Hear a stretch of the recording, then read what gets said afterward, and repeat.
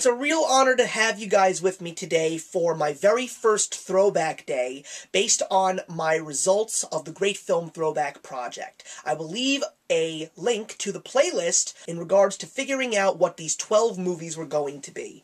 Today we're going to talk about the first one, which is the Western classic based on the Akira Kurosawa film Seven Samurai, The Magnificent Seven. Now, this is a movie that a lot of people were telling me that I had to see, and this was before I even knew anything about the film Seven Samurai. It's basically the exact same story, except instead of samurai in feudal Japan, it is cowboys in the Old West. This is also a fantastic movie because of the cast. It starred some of the greatest heroic actors of the time, including Yul Brynner, Charles Bronson, Robert Vaughn, Steve McQueen, James Coburn, and Eli Wallach. Eli Wallach was probably the cast member that surprised me the most because here's a white Jewish actor from olden days playing a Latin American villain named Calvera. You never would have guessed that that was Eli Wallach underneath all of that makeup. He really pulled off being a Latin American badass in that movie, and it was a pretty awesome villainous role from him.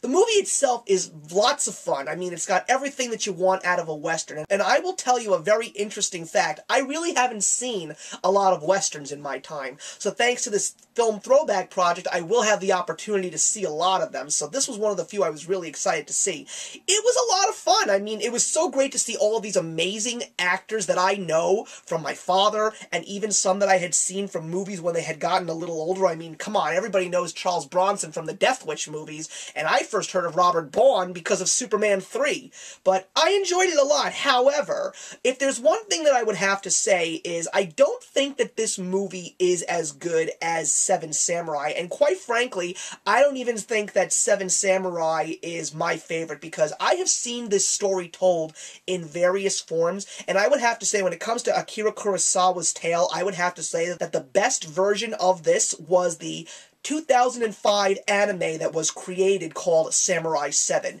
Maybe it's just because of the fact that I love anime, or maybe it's just because I love the concept of the story taking place in a post-apocalyptic future. But I had a lot of fun with The Magnificent Seven, especially when I was trying to figure out which of the actors was the samurais, because I know all the names of the samurais thanks to the anime, and because of seeing the anime first, maybe that's another reason why I'm very partial to it. I was able to figure out who everybody was in the original film, but it's a great story about vigilante heroes being called upon to do what's right, even though there's not much reward, and because of the fact that they see the needs of these people, they believe that becoming heroes is the right thing to do, no matter how big or how small the task.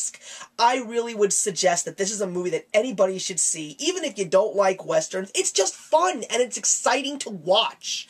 If I were to rate it, I would definitely give it a 3 out of 4, especially with the score from Elmer Bernstein. I mean, that wonderful song that you've probably heard in so many movie trailers, now you know where it comes from.